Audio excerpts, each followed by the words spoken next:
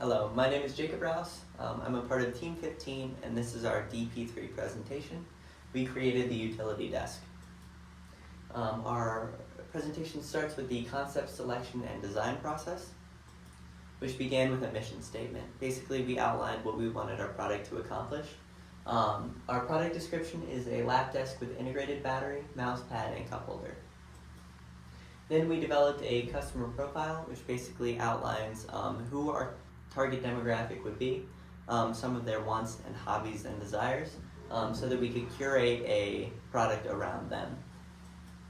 Then we developed a use case, which basically summarizes the ways in which our product would be used. We came up with 3 different methods for how the product could be used by our target customers.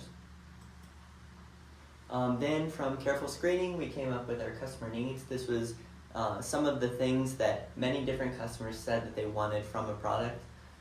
They wanted it to be able to hold a drink. They wanted it to be able to be storable and easy to transport. They wanted it to provide comfort, be affordable, and have charging capabilities. So from those needs, we developed specifications, which basically are the ways that we can implement those needs into our product. We wanted our product to be affordable, have work surface dimensions that were able to support a laptop and a mouse pad. We wanted our product to be light so that the consumer could carry it around. We wanted the cup holder dimensions to be big enough so that the user could use a variety of different cups and bottles. And we wanted the overall dimensions to be large enough, or small enough, so that it could be carried around. With the functional decomposition process, basically we started with the specifications that we wanted to accomplish. So the cup holder, the storage, the workspace, and the charging capabilities. And we broke it down so that we would have different designs for each subfunction. And then in this section, what we did is we combined some of those concepts to create different unique designs. So for example, our sliding cup holder worked really well with our storage handle, our wrist rest, and our USB outlet, and we were able to create 6 different unique designs from this process. With these 6 unique designs, we went through a screening process where we basically took different selection criteria and we were able to narrow down our products.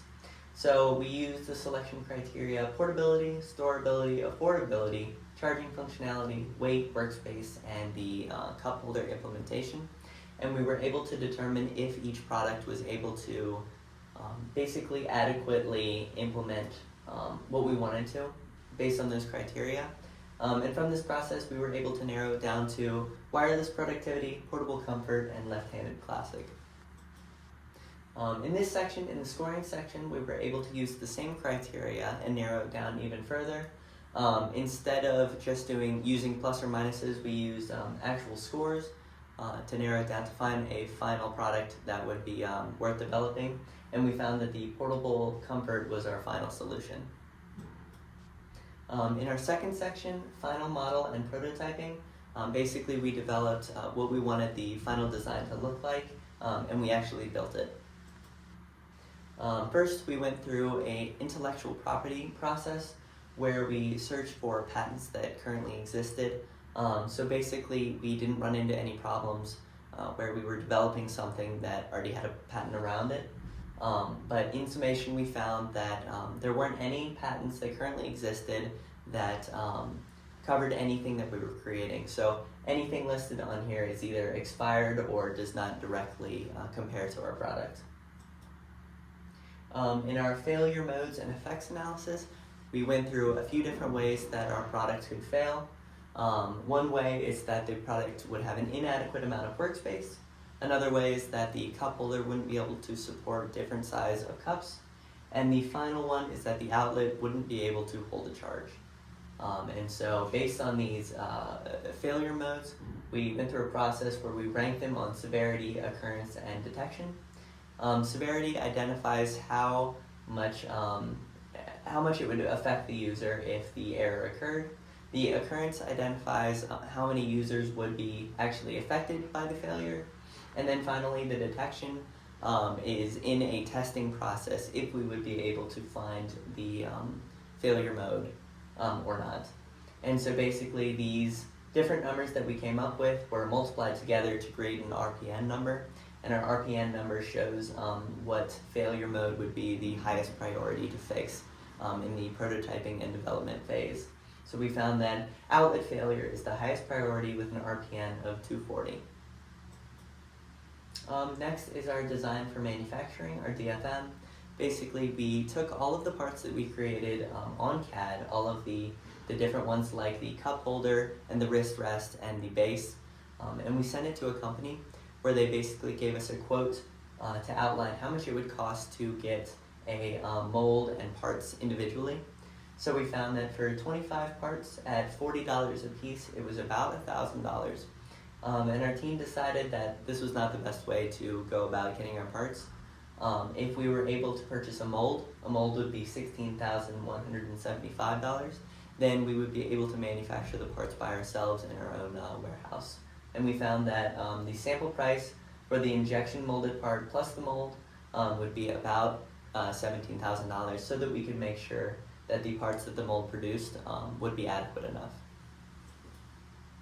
Our design for assembly, our DFA, basically outlines the time that it would take in a production environment in a manufacturing plant to assemble each part and then eventually the final design. We went through each part and how long, and we outlined how long it would take to develop each part, to put together each part. And we found that it would take approximately 28 seconds to put together the entire product, which, if we were paying workers $15 an hour to assemble our product, would cost about 12 seconds. It would cost about 12 cents per item. Our bill of materials outlines how much it would cost to develop our prototype. Basically, this outlines every piece of our prototype, so the portable charger, the base, the cup holder base, the cup holder slide, the wrist rest, the cushion, the mouse pad, and the handle, and then compiles a list of things that we would need to purchase, raw materials that we would need to purchase, and how much they would cost individually. Our prototype came out to $35.51, although I would like to note that for a lot of these raw resources, we didn't use the entire piece.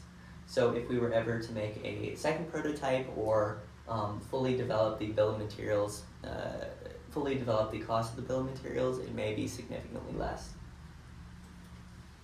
For our CAD models, we put together a three-dimensional and then also an orthographic design of what our final product would look like.